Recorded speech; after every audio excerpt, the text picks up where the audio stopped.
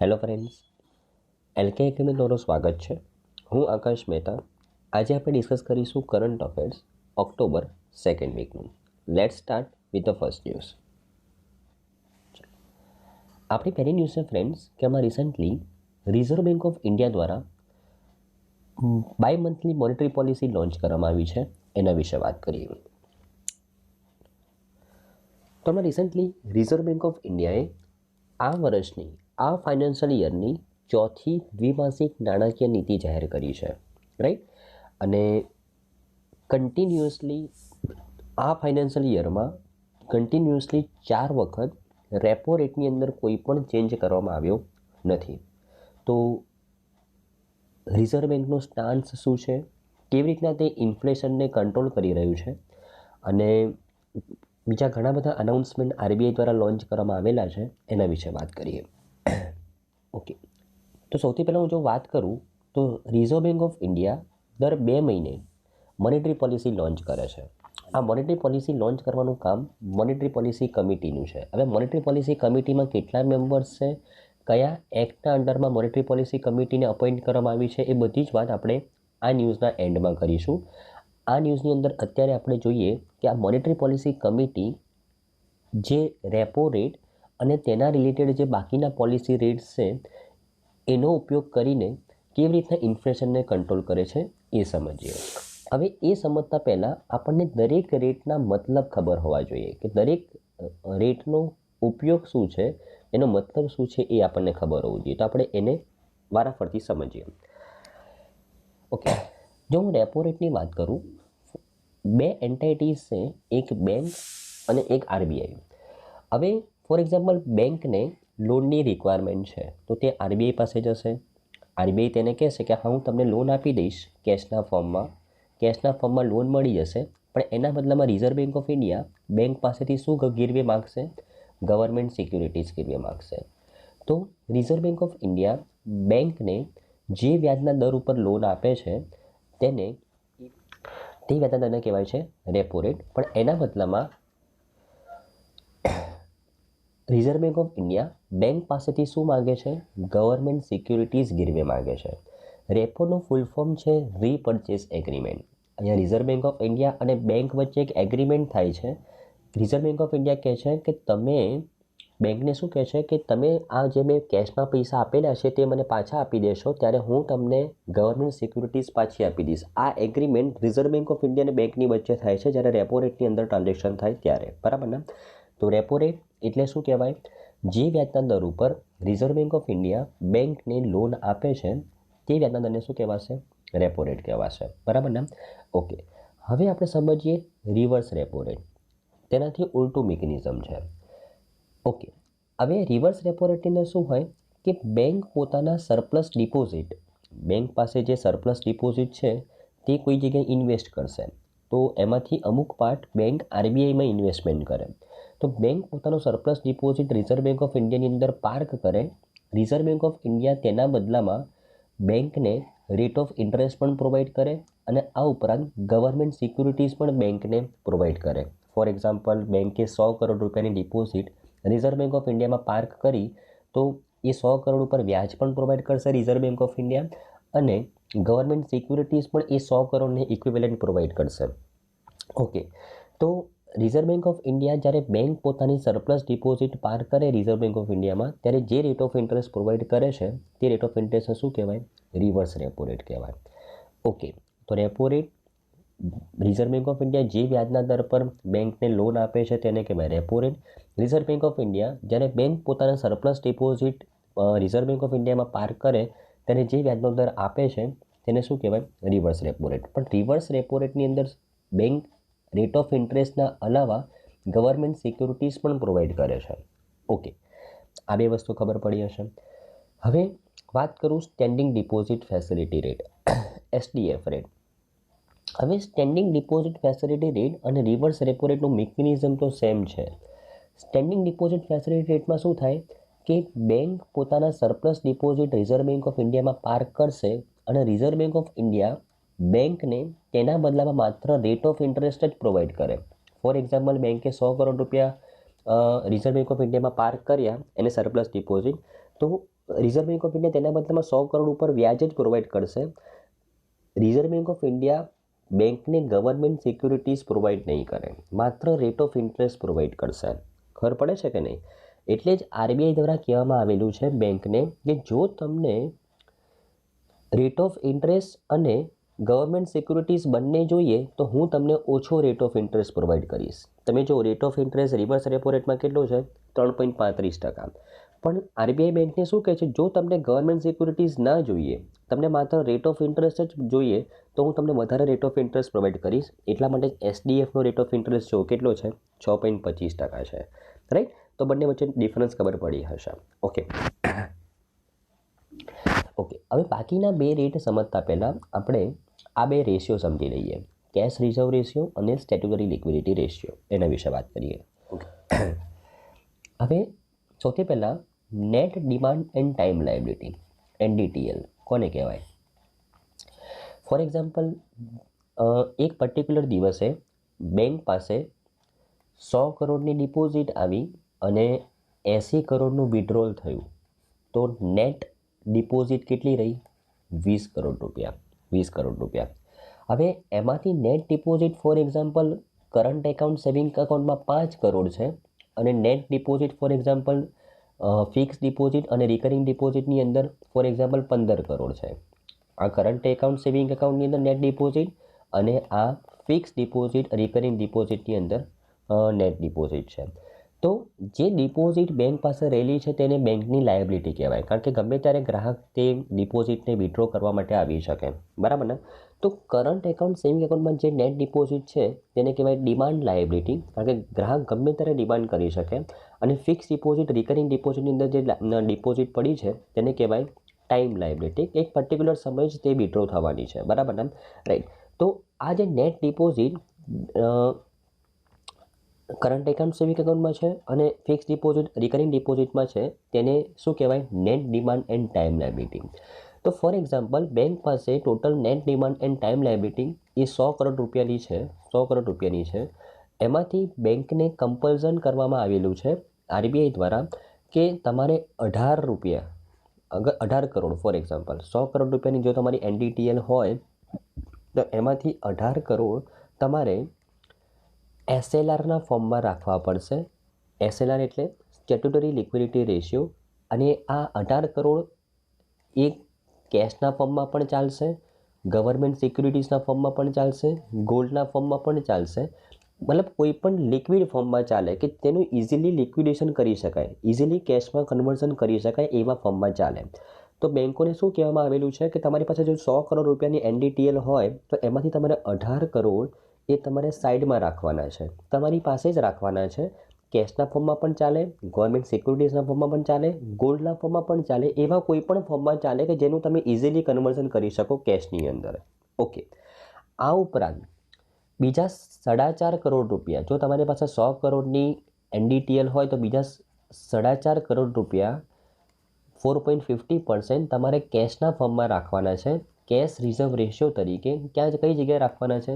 Reserve bank of ઇન્ડિયામાં રાખવાના છે. આરબીઆઈ તેના બદલામાં તમને કોઈ રેટ ઓફ ઇન્ટરેસ્ટ પ્રોવાઈડ નહીં કરે, પરંતુ તમારે જસ્ટ બફરના ફોર્મમાં આ બંને રેશિયો મેન્ટેન કરવાના છે. જો તમારી પાસે 100 કરોડ રૂપિયા NDTL હોય તો તમારે 100 કરોડ રૂપિયા લોનમાં ફેરવવાના નથી. તમારે 18 કરોડ રૂપિયા SLRના ફોર્મમાં તમારી પાસે રાખવાના છે અને 4.5 કરોડ રૂપિયા આરબીઆઈની અંદર કેશના ફોર્મમાં રાખવાના છે. મતલબ 22.50 કરોડ રૂપિયા રિઝર્વના ફોર્મમાં રાખવાના છે. બાકીના 77.50 કરોડ રૂપિયાની તમે લોન પ્રોવાઈડ કરી શકો આગળ. બરાબર ને? ઓકે. તો તમે જોઈ શકો છો કે આ સ્ટેટ્યુટરી લિક્વિડિટી રેશિયો SLR મેન્ટેન કરવા માટે બેંક પોતાની પાસે શું રિઝર્વમાં રાખી શકે? ગવર્મેન્ટ સિક્યુરિટીઝ રિઝર્વમાં રાખી શકે. બરાબર ને? ઓકે. હવે એનો ઉપયોગ આપણે બીજા બે રેટને સમજવા માટે કરવાનો છે. ઓકે. તો તમને આ બંને રેશિયો ખબર પડી હશે, કેશ રિઝર્વ રેશિયો કોને કહેવાય અને SLR કોને કહેવાય. રાઈટ? ચલો આગળ વધીએ. ઓકે. હવે હું તમને ફરીથી રેપો રેટ સમજાવું અને રેપો રેટની ઉપરથી તમારે MSF રેટ પણ સમજવાનો છે. આ બંને રેટને આપણે સમજીએ. રેપો રેટ શું હતો કે બેંકને જ્યારે લોનની રિક્વાયરમેન્ટ હોય તો તે આરબીઆઈ પાસે જશે. તે આરબીઆઈને કહેશે મારે લોનની રિક્વાયરમેન્ટ છે, 100 કરોડની લોનની રિક્વાયરમેન્ટ છે. ઓકે. તો તો આરબીઆઈ તેને 100 કરોડ લોન પ્રોવાઈડ કરશે, પણ એના બદલામાં બેંકે આરબીઆઈ પાસે શું ગીરવે રાખવું પડે? 100 કરોડની ગવર્મેન્ટ સિક્યુરિટીઝ ગીરવે રાખવી પડે, કારણ કે બેંકની તો કેશમાં રિક્વાયરમેન્ટ છે, બરાબર ને? તો બેંકે 100 કરોડની ગવર્મેન્ટ સિક્યુરિટીઝ ગીરવે રાખવી પડે, અને આ ગવર્મેન્ટ સિક્યુરિટીના બદલામાં રિઝર્વ બેંક ઓફ ઇન્ડિયા બેંકને જે રેટ ઓફ ઇન્ટરેસ્ટ ઉપર લોન પ્રોવાઈડ કરે તેને શું કહેવાય? રેપો રેટ કહેવાય. પરંતુ આ અધૂરી ડેફિનેશન છે. આ ગવર્મેન્ટ સિક્યુરિટી કઈ છે એના માધ્યમથી ખબર પડે કે આ રેપો રેટ ઉપર રિઝર્વ બેંક ઓફ ઇન્ડિયાએ લોન આપી કે માર્જિનલ સ્ટેન્ડિંગ ફેસિલિટી રેટ ઉપર રિઝર્વ બેંક ઓફ ઇન્ડિયાએ લોન આપી, એના ઉપરથી ખબર પડશે. કોના ઉપરથી? કે ગવર્મેન્ટ સિક્યુરિટી કઈ બેંકે મતલબ બેંકે કઈ ગવર્મેન્ટ સિક્યુરિટી યુઝ કરી છે એના ઉપરથી ખબર પડે. ઓકે, હમણાં આપણે ભણ્યા કે એસએલઆરને 18% મેન્ટેન કરવા માટે બેંક શું મેન્ટેન રાખે છે પોતાની પાસે? ગવર્મેન્ટ સિક્યુરિટી મેન્ટેન રાખે છે. તો અગર એસએલઆરમાં જે ગવર્મેન્ટ સિક્યુરિટી બેંકે મેન્ટેન રાખી છે એના સિવાયની ગવર્મેન્ટ સિક્યુરિટીનો ઉપયોગ કરીને જો બેંક આરબીઆઈ પાસેથી લોન લે તો આરબીઆઈ તેને કયા રેટ ઉપર લોન પ્રોવાઈડ કરશે? રેપો રેટ ઉપર. પરંતુ એસએલઆરમાં જે ગવર્મેન્ટ સિક્યુરિટી મેન્ટેન રાખી છે એના સિવાયની બધી જ ગવર્મેન્ટ સિક્યુરિટી બેંક પાસે ખતમ થઈ ગઈ, છતાં પણ બેંકને લોનની રિક્વાયરમેન્ટ છે આરબીઆઈ પાસેથી. તો બેંક આરબીઆઈમાં એસએલઆરમાં મેન્ટેન કરેલી ગવર્મેન્ટ સિક્યુરિટી ગીરવે રાખીને લોન આરબીઆઈ પાસેથી લેશે. ત્યારે આરબીઆઈ તેને લોન આપશે, પણ કયા રેટ ઓફ ઇન્ટરેસ્ટ પર લોન આપશે? માર્જિનલ સ્ટેન્ડિંગ ફેસિલિટી રેટ ઉપર લોન આપશે. અને તમે જુઓ, જો રેપો રેટ ઉપર લોન મળે તો 6.50% પર લોન મળે, અને માર્જિનલ સ્ટેન્ડિંગ ફેસિલિટી રેટ ઉપર લોન મળે તો 6.75% ઉપર, મતલબ 0.25% વધારે ચાર્જ કરવામાં આવે છે. કેમ? કારણ કે બેંકે પોતાનું ફાઇનાન્શિયલ મેનેજમેન્ટ બરાબર કર્યું નહીં. ઓકે, તો આઈ થિંક તમને રેપો રેટ અને એમએસએફમાં ખબર પડી ગઈ હશે.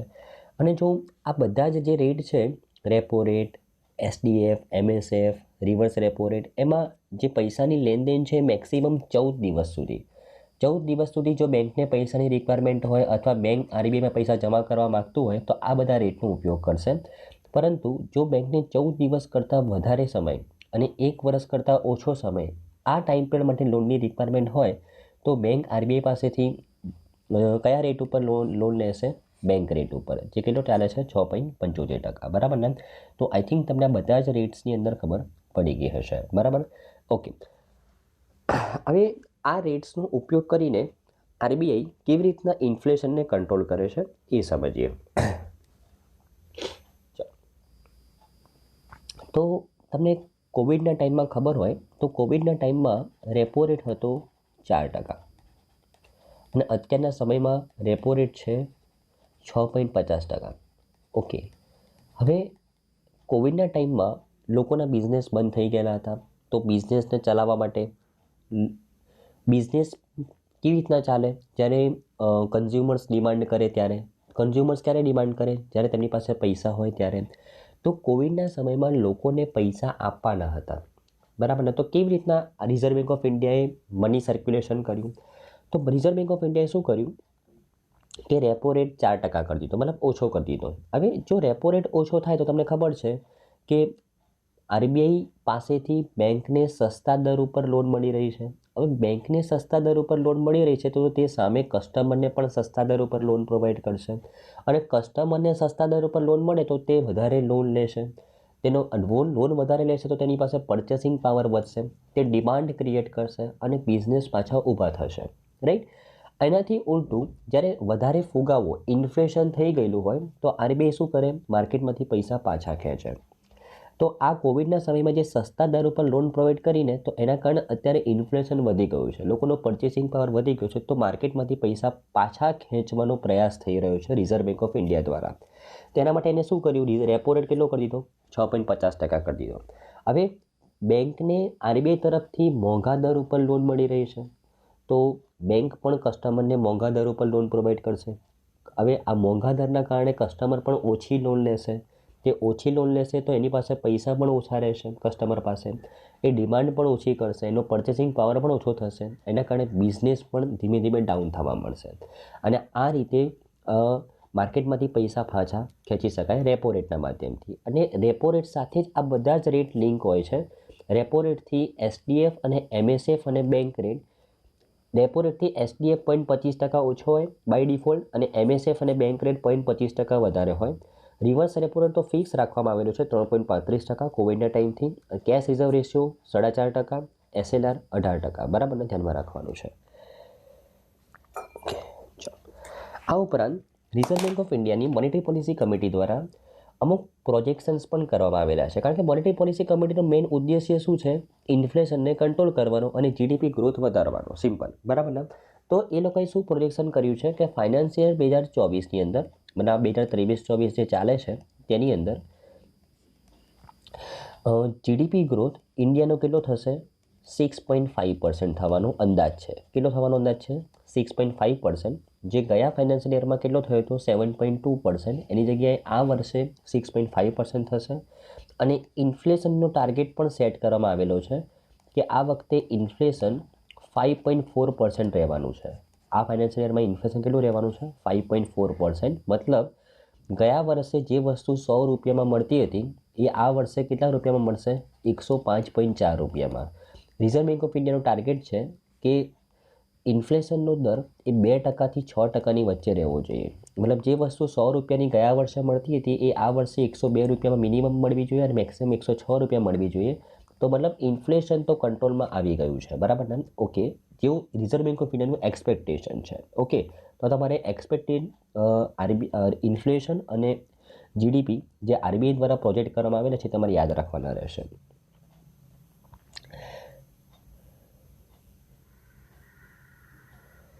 ઓકે, હવે અમુક ઇમ્પોર્ટન્ટ અનાઉન્સમેન્ટ કરવામાં આવી છે મોનેટરી પોલિસી કમિટી દ્વારા અને રિઝર્વ બેંક ઓફ ઇન્ડિયા દ્વારા.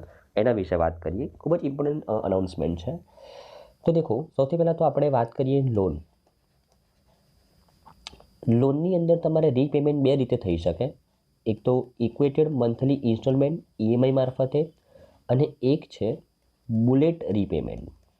બુલેટ રીપેમેન્ટ, આ બે રીતે લોનનું રીપેમેન્ટ થઈ શકે. ફોર એક્ઝામ્પલ, તમે 100 રૂપિયાની લોન લીધી છે, 100 રૂપિયાની લોન લીધી છે, રેટ ઓફ ઇન્ટરેસ્ટ છે 1 વર્ષનું 20%.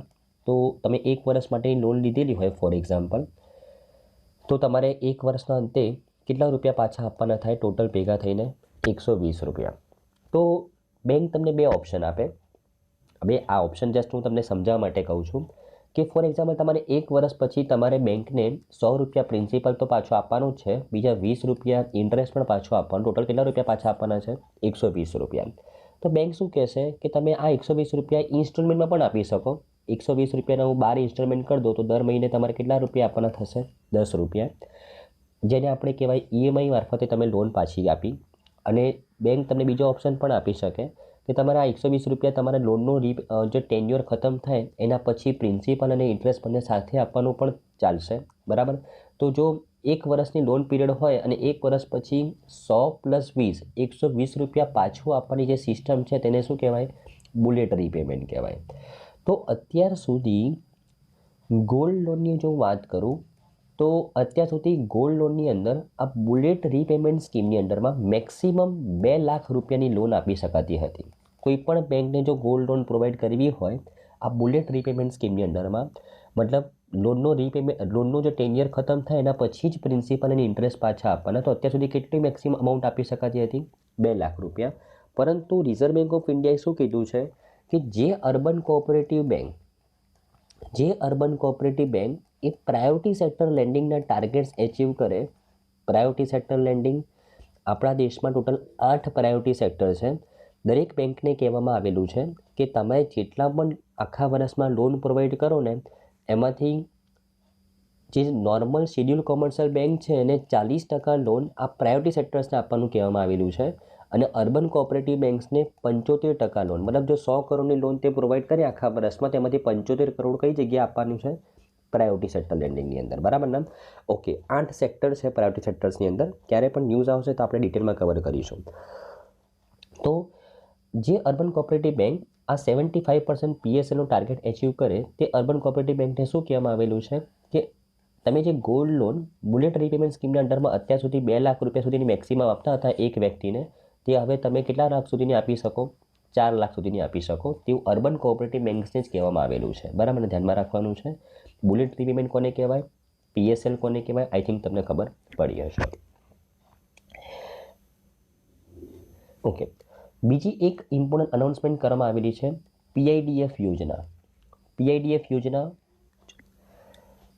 Payment infrastructure development fund. Payment infrastructure development fund આ સ્કીમની જો વાત કરું, આ સ્કીમ 2021ની અંદર રિઝર્વ બેંક ઓફ ઇન્ડિયા દ્વારા લોન્ચ કરવામાં આવેલી હતી. કેમ લોન્ચ કરવામાં આવેલી હતી? તો જે દુકાનદાર છે, શોપકીપર્સ છે, તે ડિજિટલી પેમેન્ટને એક્સેપ્ટ કરતા થાય. જે દુકાનદાર વધારે માત્રામાં ડિજિટલ પેમેન્ટ્સને એક્સેપ્ટ કરે તેમને ઇન્સેન્ટિવાઇઝ કરવામાં આવે છે. આ સ્કીમની અંડરમાં પેમેન્ટ ઇન્ફ્રાસ્ટ્રક્ચર ડેવલપમેન્ટ ફંડ સ્કીમની અંડરમાં 2021માં લોન્ચ કરવામાં આવેલી હતી અને આ સ્કીમને હજી 2 વર્ષ સુધી એક્સટેન્ડ કરવામાં આવી છે. 31 ડિસેમ્બર 2025 સુધી આ સ્કીમને એક્સટેન્ડ કરવામાં આવી છે. અને પેમેન્ટ ઇન્ફ્રાસ્ટ્રક્ચર ડેવલપમેન્ટ ફંડ સ્કીમની અંડરમાં જે હમણાં વિશ્વકર્મા લાભાર્થીઓ છે, જેમાં રિસેન્ટલી વિશ્વકર્મા સ્કીમ લોન્ચ કરવામાં આવી છે. આ વિશ્વકર્મા સ્કીમ શું છે એના વિશે હું તમને હમણાં સમજાવું, રાઈટ? તો જે વિશ્વકર્મા સ્કીમના જે લાભાર્થી છે, જે વિશ્વકર્મા સ્કીમની અંડરમાં જે દુકાનદાર વર્ક કરી રહ્યા છે, તેમને પણ આ પીઆઈડીએફ સ્કીમનો લાભ મળશે અને આ 2 વર્ષ સુધી આ સ્કીમને એક્સટેન્ડ કરવામાં આવી છે, રાઈટ ને?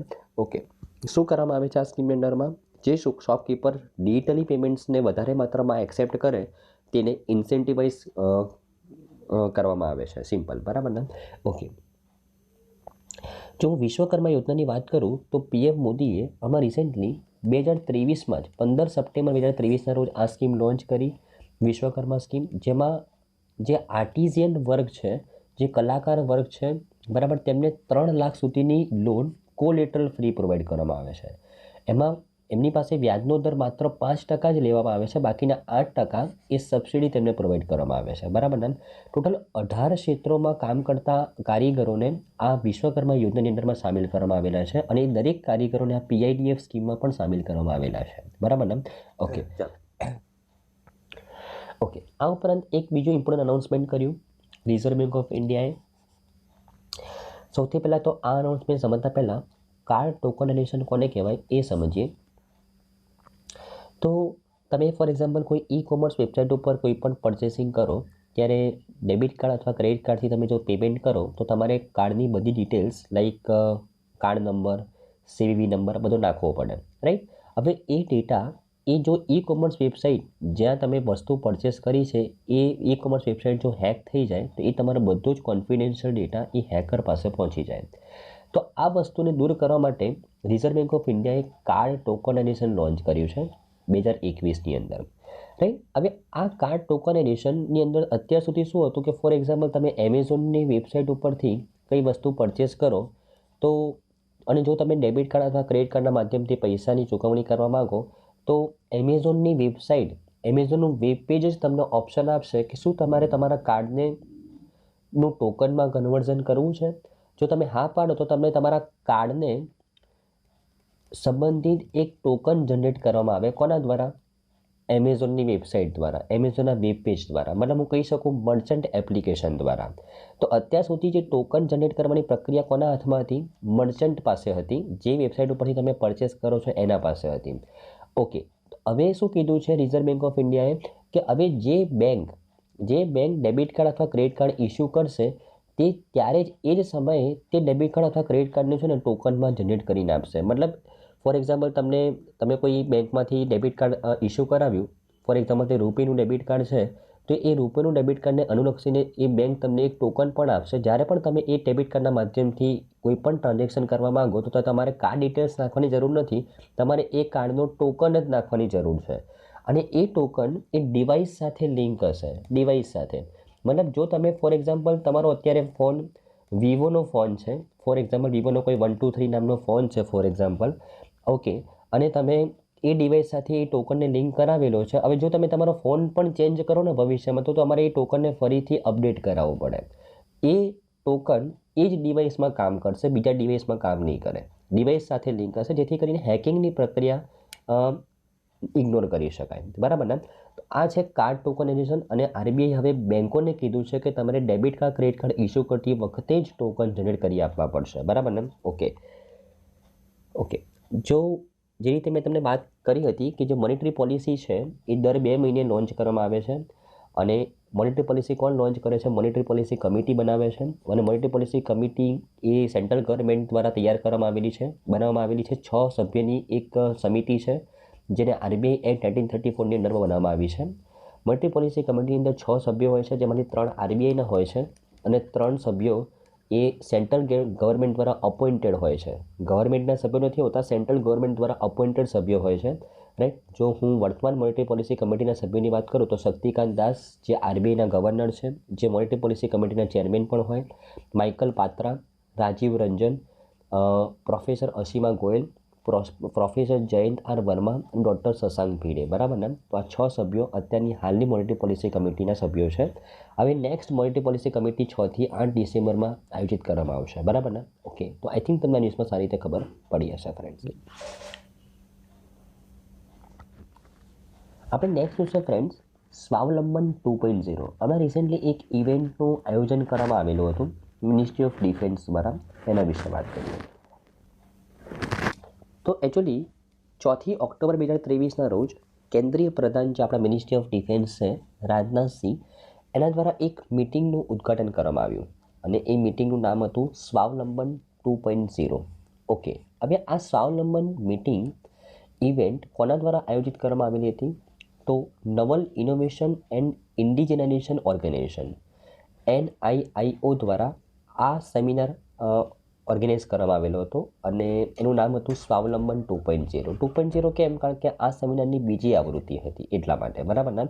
ઓકે, હવે નામ પરથી જ ખબર પડે છે કે આ ઇવેન્ટનું આયોજન કેમ કરવામાં આવેલું હશે?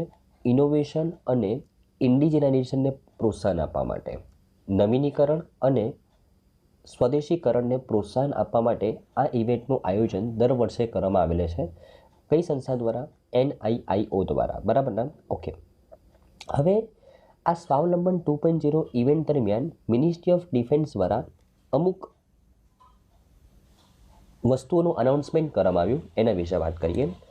સૌથી પહેલાં તો 5મી હકારાત્મક સ્વદેશીકરણ સૂચિ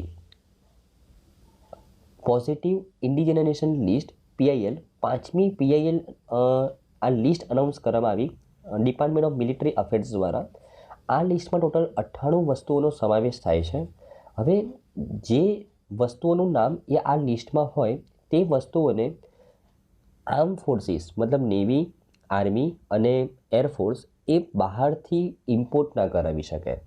આર્મ ફોર્સિસને આ વસ્તુઓ જે આ લિસ્ટમાં સામેલ છે એ વસ્તુઓને ડોમેસ્ટિક મેન્યુફેક્ચરર્સ પાસેથી જ પ્રોક્યુર કરાવવી પડે, બરાબર ને. તો દેશમાં આત્મનિર્ભરતાને ઇન્કરેજમેન્ટ કરવા માટે ફ્રિકવન્ટલી મિનિસ્ટ્રી ઓફ ડિફેન્સ દ્વારા, મિનિસ્ટ્રી ઓફ ડિફેન્સમાં ડિપાર્ટમેન્ટ ઓફ મિલિટરી અફેર્સ છે એના દ્વારા આ PIL લિસ્ટ અનાઉન્સમેન્ટ કરવામાં આવે છે અને આ 5મી લિસ્ટ છે જેમાં 98 વસ્તુઓનો સમાવેશ થયો છે. એ 98 વસ્તુઓ હવે ડોમેસ્ટિક મેન્યુફેક્ચરર્સ દ્વારા જ બનાવેલી વસ્તુઓનો ઉપયોગ કરવાનો રહેશે આર્મ ફોર્સિસને, બરાબર ને. ઓકે, તો એક તો આ વસ્તુનું અનાઉન્સમેન્ટ કરવામાં આવ્યું જે સ્વદેશીકરણને પ્રોત્સાહિત કરે છે. બીજું, નવીનીકરણને પ્રોત્સાહિત કરવા માટે 2 ચેલેન્જ લોન્ચ કરવામાં આવ્યા. એક તો ડિસ્ક ચેલેન્જ અને એક છે IDEX. ડિસ્કનું ફૂલ ફોર્મ છે ડિફેન્સ ઇન્ડિયા સ્ટાર્ટઅપ ચેલેન્જ ડિસ્ક, અને એમાં આ ટોટલ 10મી વખત આ ચેલેન્જ લોન્ચ કરવામાં આવેલો છે. તો એને ડિસ્ક 10 નામ આપવામાં આવેલું છે. અને innovation for the defence excellence, આ 2 ઇનોવેશન માટે ચેલેન્જીસના નામ છે, ડિસ્ક અને IDEX. આ ડિસ્ક ચેલેન્જની અંદર આર્મ ફોર્સિસ જે પણ પ્રોબ્લેમનો સામનો કરી રહ્યું છે એ પ્રોબ્લેમ્સના નિવારણ માટે મિનિસ્ટ્રી ઓફ ડિફેન્સ દ્વારા સ્ટાર્ટઅપ્સને ચેલેન્જીસ આપવામાં આવેલા છે. ટોટલ બંને ચેલેન્જને ભેગા થઈને 76 ચેલેન્જીસ આપવામાં આવેલા છે, એમાંથી અમુક ડિસ્કના છે. ઓકે, હવે આ ડિસ્ક અને IDEXમાં ડિફરન્સ શું છે? બંને છે તો ઇનોવેશન ચેલેન્જ જ, પણ બંનેમાં ડિફરન્સ શું છે?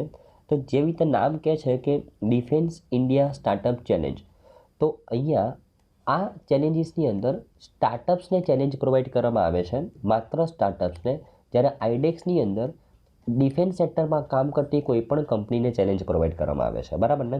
ઓકે, તો ટોટલ આ સમારોહ દરમિયાન ટોટલ 76 ચેલેન્જીસ અનાઉન્સ કરવામાં આવેલા છે મિનિસ્ટ્રી ઓફ ડિફેન્સ દ્વારા. આ 76 ચેલેન્જીસ એવા છે કે જે આર્મ ફોર્સિસ તેના રેગ્યુલર ઓપરેશન દરમિયાન જે પ્રોબ્લેમ્સ ફેસ કરી રહ્યું છે તેનું નિવારણ આ ચેલેન્જના માધ્યમથી ministry of defence A startups, defence સેક્ટરમાં કામ કરતી સ્ટાર્ટઅપ સાથે તેમજ ડિફેન્સ સેક્ટરમાં કામ કરતી અલગ અલગ કંપનીઓ પાસેથી આ નિવારણ માંગી રહ્યું છે. બરાબર. ટોટલ કેટલા ચેલેન્જીસ અનાઉન્સ કરવામાં આવેલા છે? 76 ચેલેન્જીસ અનાઉન્સ કરવામાં આવેલા છે. બરાબર ને? ઓકે, તો એ તમારે ધ્યાનમાં રાખવાનું છે. આ ઉપરાંત આ 76 ચેલેન્જીસ ઉપરાંત એડિશનલ 5 ચેલેન્જીસ એ આઈડેક્સ ફોર ફોજી સ્કીમની અંડરમાં અનાઉન્સ કરવામાં આવેલા છે. ઇનોવેશન ફોર ડિફેન્સ એક્સેલન્સ પણ માત્ર ફોજીસ માટે. બરાબર ને? તો ફોજીસ મતલબ જે આર્મીની અંદર આર્મ ફોર્સિસની અંદર જે પર્સોનલ્સ કામ કરી રહ્યા છે તે લોકોને જે ઓપરેશનલ એક્ટિવિટી દરમિયાન જે પ્રોબ્લેમ ફેસ થાય છે એમનું નિવારણ કરવા માટે આ આઈડેક્સ ફોર ફોજી સ્કીમની અંડરમાં આ 5 ચેલેન્જીસ લોન્ચ કરવામાં આવેલા છે. આ 76 ચેલેન્જીસ એ કોઈ પણ ચેલેન્જીસ છે જે ટોટલ ડિફેન્સ સેક્ટરની અંદર પ્રોબ્લેમ્સ ફેસ થઈ રહ્યું છે અને આ 5 ચેલેન્જીસ એ માત્ર ફોજી સ્કીમની અંડરમાં છે. બરાબર ને? ઓકે, અને બીજા 2 ચેલેન્જીસ એ ઇન્ડસ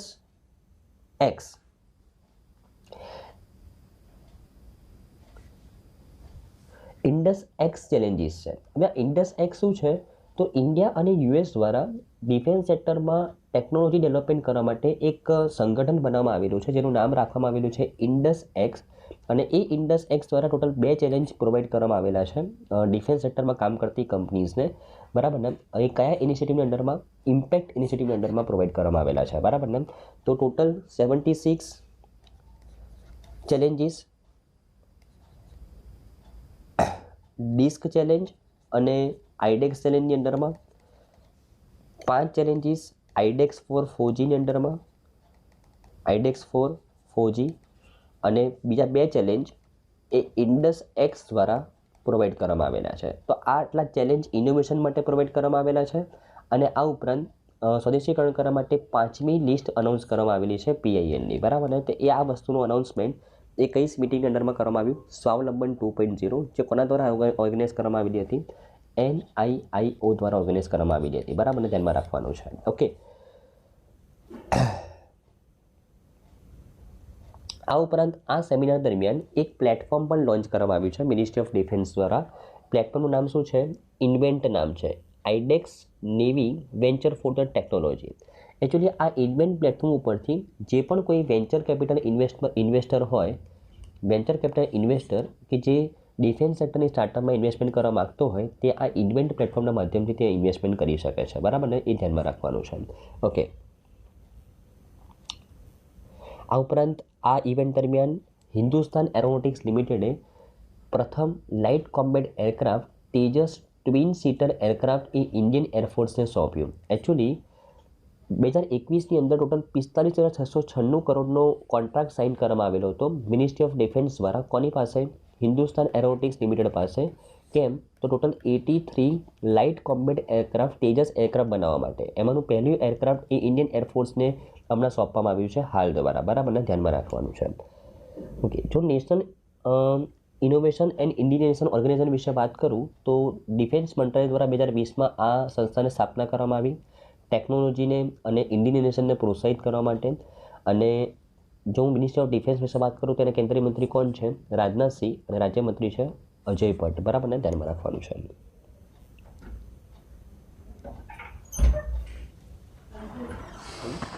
ઓકે, આપણે નેક્સ્ટ છે ફ્રેન્ડ્સ કે હમણાં રિસેન્ટલી ગવર્મેન્ટને અનવીલ કર્યું digital system for exporter status certificates. બરાબર ને? એના વિશે વાત કરીએ. ઓકે, તો હવે recently ministry of commerce and industry, જેના મિનિસ્ટર કોણ છે? પિયુષ ગોયલ. એમના દ્વારા ફોરેન ટ્રેડ પોલિસી 2023ના અંડરમાં એક ઇનિશિયેટિવ લોન્ચ કરવામાં આવેલો છે કે જે પણ એક્સપોર્ટર ને સ્ટેટસ સર્ટિફિકેટ જોઈએ, એક્સપોર્ટર સ્ટેટસ હોલ્ડર સર્ટિફિકેટ જોઈએ, તો અત્યાર સુધી શું હતું કે એક્સપોર્ટરને ક્યાં જવું પડતું હતું? Director general of the foreign trade પાસે જવું પડતું હતું અને ત્યાં એપ્લિકેશન પ્રોવાઈડ કરવી પડે અને 3 દિવસની અંદર એ સ્ટેટસ હોલ્ડર સર્ટિફિકેટ મળે particular એક્સપોર્ટરને.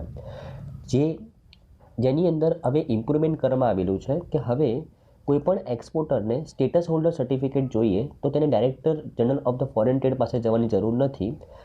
Ministry of commerce and industry શું કીધું છે કે એક ડેડિકેટેડ વેબસાઇટ જ લોન્ચ કરવામાં આવેલી છે. ત્યાં જઈને કોઈપણ એક્સપોર્ટર આ સ્ટેટસ હોલ્ડર સર્ટિફિકેટ જનરેટ કરી શકે છે, જ્યાં વિથિન 1 hour આ સર્ટિફિકેટ જનરેટ થઈ જશે, જે ઇઝ ઓફ ડુઈંગ બિઝનેસને પ્રોત્સાહિત કરે છે. બરાબર ને?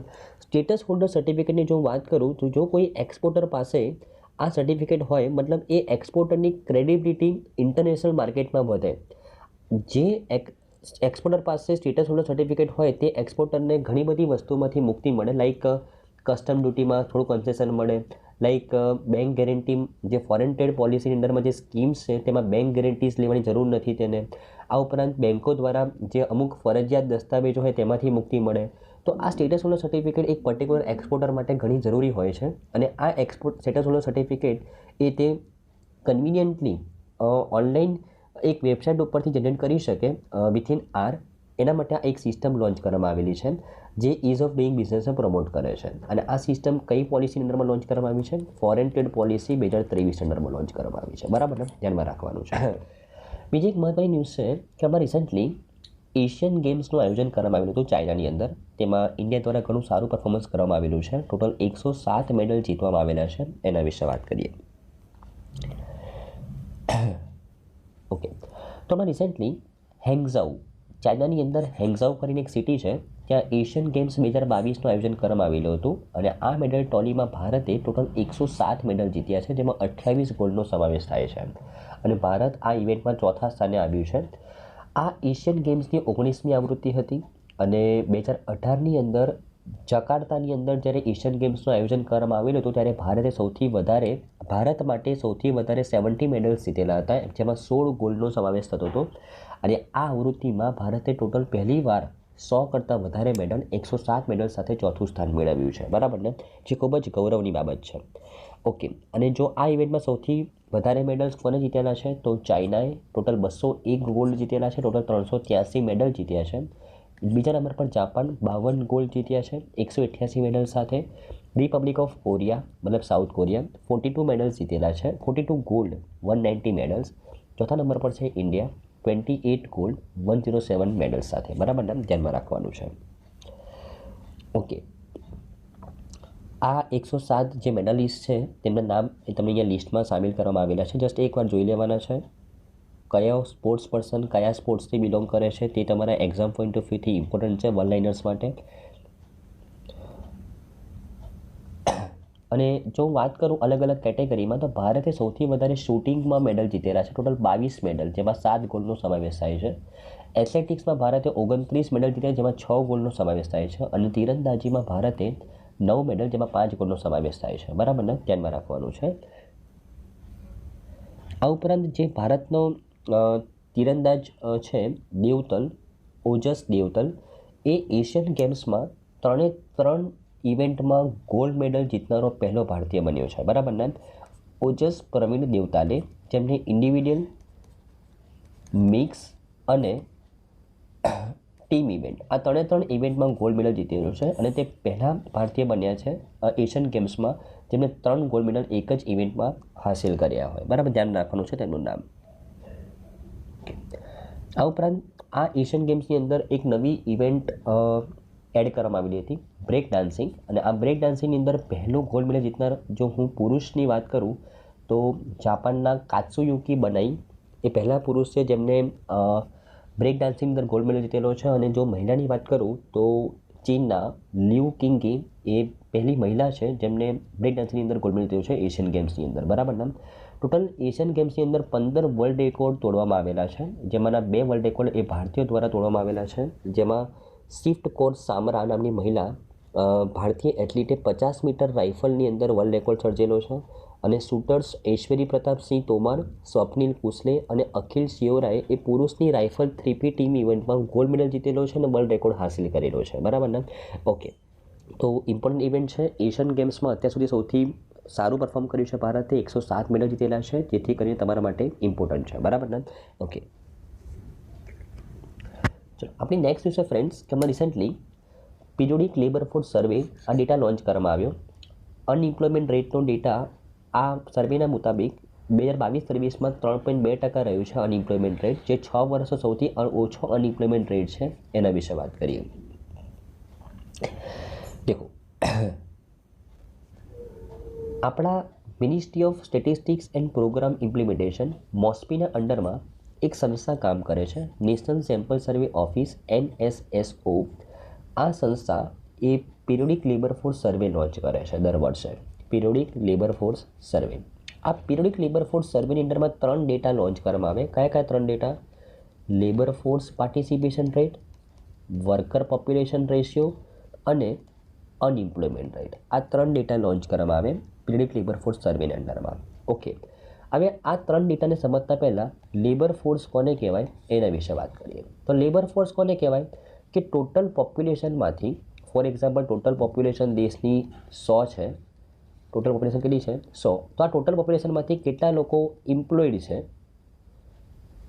એ પણ લેબર ફોર્સમાં આવશે, અને કેટલા લોકો અનઇમ્પ્લોયડ છે એ પણ લેબર ફોર્સમાં આવશે. પણ આ અનઇમ્પ્લોયડ કેવા કે જે લોકો એલિજિબલ છે પણ જેમને નોકરી નથી મળતી, એવા અનઇમ્પ્લોયડ લોકો, બરાબર ને?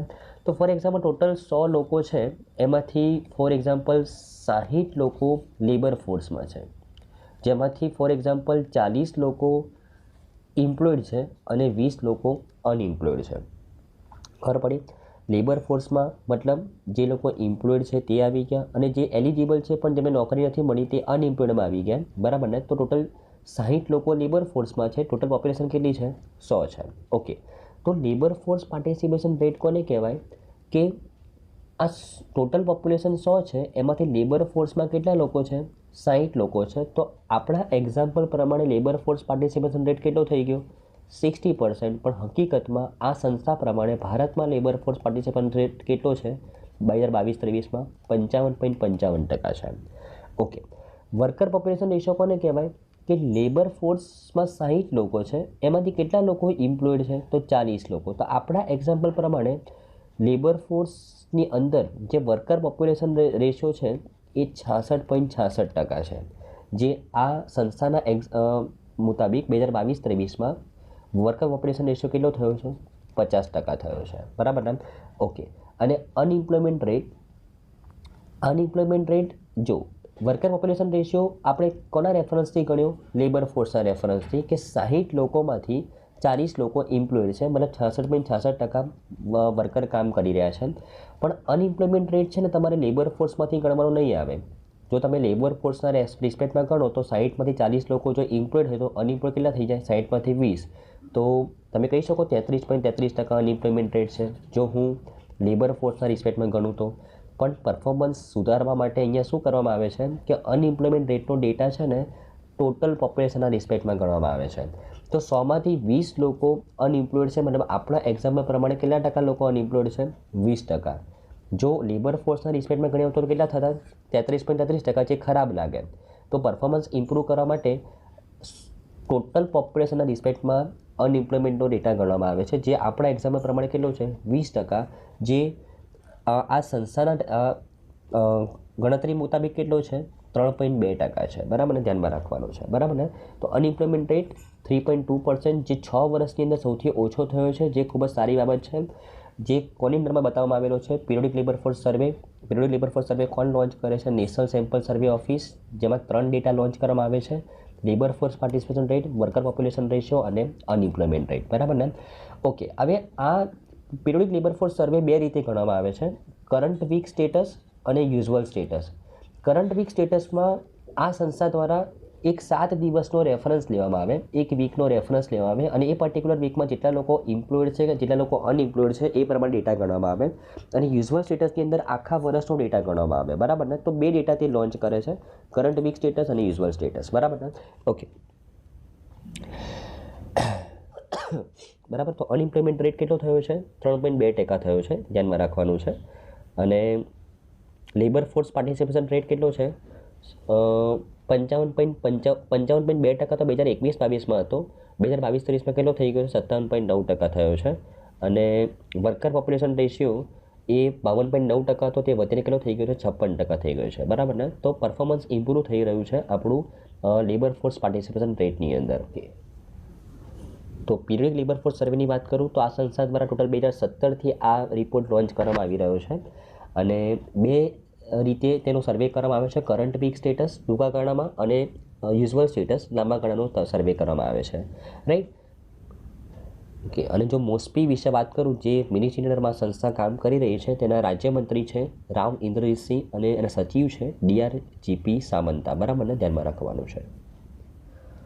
ઓકે ફ્રેન્ડ્સ, તો આજની તમામ ન્યૂઝમાં તમને સારી રીતે ખબર પડી હશે. Thank you friends, by.